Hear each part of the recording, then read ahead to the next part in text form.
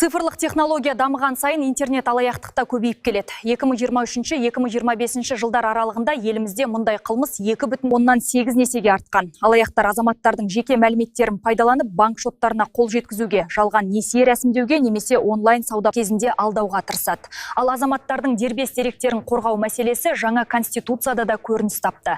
Тақырыпты әріптесім тарқатады. Банк қызметкері болып қоңырау шалу, өзін мемлекеттік орган өкілі ретінде таныстыру, жалған сілтемелер жіберу, интернет алаяқтардың жиі қолданатын тәсілдері. Қылмыскерлердің басты мақсаты адамның сеніміне кіріп, жеке мәліметтері мен қаржылық ақпаратына қол жеткізу. Мұндай әрекет азаматтың қаржылық жағдайына ғана емес, оның құқықтарына да қауіп төндіреді. Сондықтан жеке мәліметтерді қорғау мәселесі заңнамалық деңгейде де күшейтіліп отыр. Халқымыздың дербес деректерін алаяқтар пайдалану, оларға тосқауыл нақты қою мақсатында біздің жаңадан қабылданған 1 шілде күні 2026 жыл күшіне енген жаңа конституциямыздың 21 бабына нақты түрде енгізіліп отыр. Бұл жерде халқымыздың дербес деректерін мемлекет тарапынан қорғау, оған кепілдік беру. Бұл бағыттағы жұмыстар бірінші кезекте профилактикалық тұсына үгіт насихат жұмыстары арқылы жүргізіледі.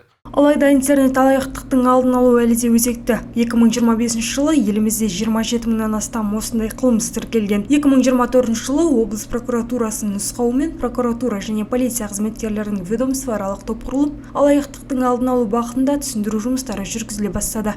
Үгіт насихат жұмыстарын жүргізу барысында біз ол кісілердің құқықтық сауаттылығын ашуға тырысамыз.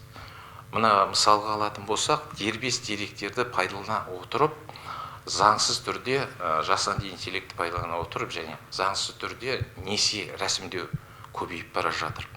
Бұл жөнінде мемлекет тарапынан бірнеше үлкен іс-шаралар атқарылды, шектеулер қойылды. Мамандар интернет алаяқтықтан қорғанудың басты жолы қырағылық екенін айтады. Күдікті қоңырау немесе хабарлама алған жағдайда ақпаратты ресми арналар арқылы тексерген жөн. Ал алаяқтыққа тап болған азаматтар дереу банкке және құқық қорғау органдарына жүгінуі керек. Мөлдір Аманбай, Аңсар Тілепберген, Айдос Ұстабек, Қордай 24 Ньюс.